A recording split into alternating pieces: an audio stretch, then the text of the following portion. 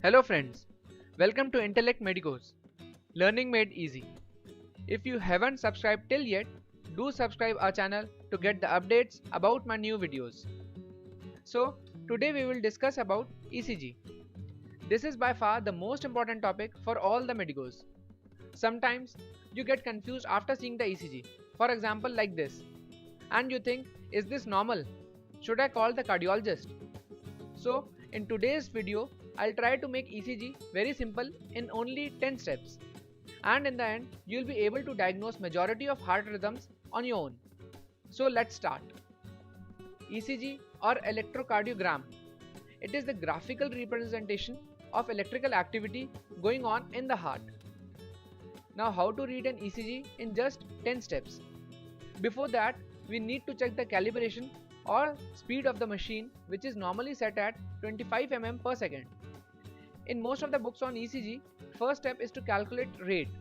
But before calculating the rate, you should know whether the rhythm is regular or not. I'll tell you the reason when I'll discuss about the rate.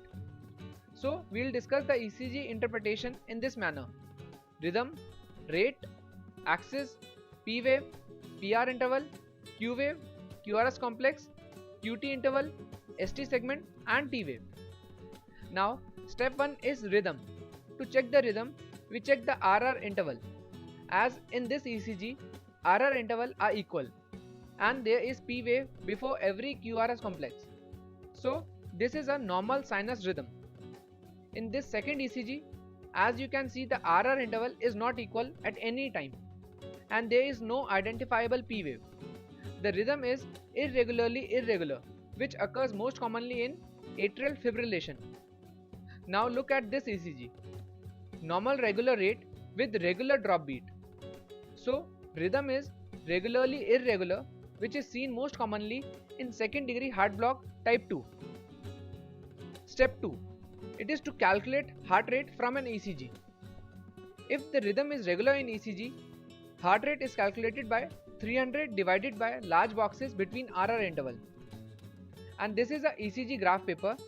If the speed or calibration of ECG machine is 25 mm per second, then one small square corresponds to 0.04 second and one big square to 0.2 second. So 5 large squares is equal to 1 second. Now in this normal sinus rhythm ECG, there are 4 large boxes between RR interval. So the rate will be 300 divided by 4. That comes out to be 75 beats per minute. But if the rhythm is irregular on ECG, as in atrial fibrillation, rate is calculated by number of R waves in 6 seconds multiplied by 10 so as to get rate per minute. So in this ECG strip, there are 9 R waves or 9 QRS complexes. So the rate comes out to be 90 beats per minute. So 300 divided by RR interval formula is valid only if the rhythm is regular. That is why we should first see the rhythm and then should calculate the rate accordingly. Now step 3 is to calculate the axis. First of all, normal cardiac axis is from -30 to +110 degree. And to know about the axis, we first need to know about the 12 lead ECG. There are 3 bipolar leads, which are lead 1, lead 2 and lead 3. And 3 unipolar leads, which are augmented voltage lead, that is AVR, AVL and AVF. And there are 6 chest leads which are from V1 to V6. Now to calculate the axis, most commonly we use perpendicular leads, that is lead 1 and AVF. In this ECG, net QRS complex in lead 1 and in AVF are positive. So if we plot these positive deflection on this diagram, we will get a vector in the normal cardiac axis range. So this is a normal axis ECG.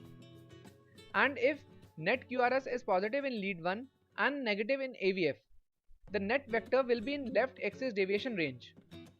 Lead 2 will also be negative in left axis deviation. And if net QRS is negative in lead 1 and positive in AVF, the net vector will be in right axis deviation range. Now look at this ECG.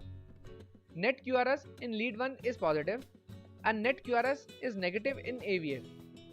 So this ECG showing left axis deviation or LAD. And you can remember this by a mnemonic: left leaves. where net deflection in lead 1 and AVF are in opposite direction or as if they are leaving. Whereas in this ECG, net QRS is negative in lead 1 and positive in AVF. So this is a right axis deviation, and you can remember this by a mnemonic right returns. Step 4 is P wave. So first of all, see whether P wave is present or not. If present, see the morphology. For P wave morphology, we'll look at lead 2 and V1. Height of normal P wave is less than 2.5 mm in limb leads and less than 1.5 mm in precordial leads, and the width should be less than 0.12 seconds. In this ECG, as you can see, in lead 1, P wave are tall and peaked. These are called as P pulmonale, which is seen in right atrial enlargement. And if P waves are bifid or have a notch in between, it is called as P mitral. Remember, M shape for mitral, which is seen in left atrial enlargement. Step 5 is PR interval. It is from the start of P wave to the start of Q wave. That is why some call it as PQ interval. Normally, it is 0.12 to 0.2 seconds, that is 3 to 5 small squares, and it is prolonged in AV blocks.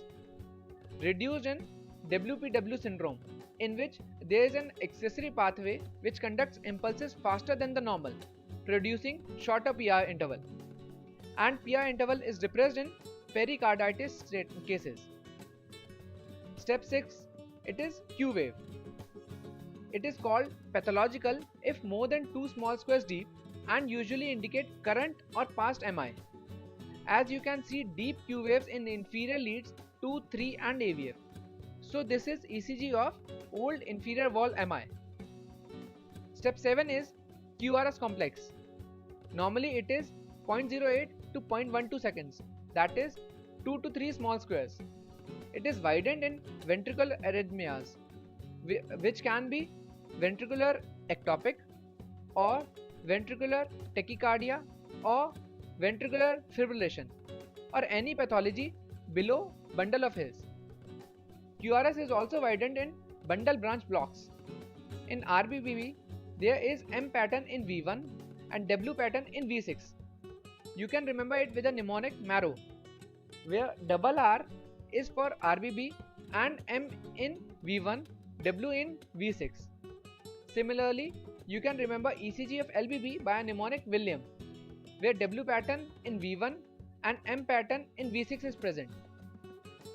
Step 8, it is QT interval. It is from the start of Q wave to the end of T wave. As a rule of thumb, normal QT is less than half the preceding RR interval. An abnormally prolonged QT is associated with increased risk of ventricular arrhythmias, especially Torsades de Pointes. Step 9, ST segment. It is the flat isoelectric section of ECG between the end of S wave, that is the J point, and beginning of T wave. As in this ECG, you can see ST elevation, which could be commonly due to acute myocardial infarction or in pericarditis. If ST elevation is present in V1, V2, then it is septal wall MI. If in V3, V4, then anterior wall MI. If present in lead 1 plus AVL and V5, V6, then lateral wall MI. And if present in 2, 3 AVF, then it suggests inferior wall MI. ST segment depression is seen in NSTEMI, myocardial ischemia, posterior MI, and many other causes. Coming on to last step, that is T wave. It is upright in all leads except AVR and V1. Tall, narrow, symmetrically peaked T waves are commonly seen in hyperkalemia. Broad, asymmetric, peaked or hyperacute T waves, they are seen in early stages of STEMI or ST elevation MI. Inverted T waves are seen in myocardial ischemia or infarction or can be in ventricular hypertrophy. Now let's discuss about how the ECG looks like in hypertrophy. In left ventricular hypertrophy, add deepest S wave in V1 or V2 more than 35 mm, then LVH is present. Whereas in right ventricular hypertrophy, there will be right axis deviation, R by S ratio more than 1 in V1 and less than 1 or equal to 1 in V5 or V6, and also R wave in V1 is more than 7 mm. This is the simplest criteria to detect RVH. So this is all about ECG. Always think of these 10 steps in this manner and you will be able to detect majority of arrhythmias very easily. And guys, if you like the content and information of this video, do like, share and subscribe our channel, and also feel free to comment about the video or if you have any doubts about the topic. Thanks.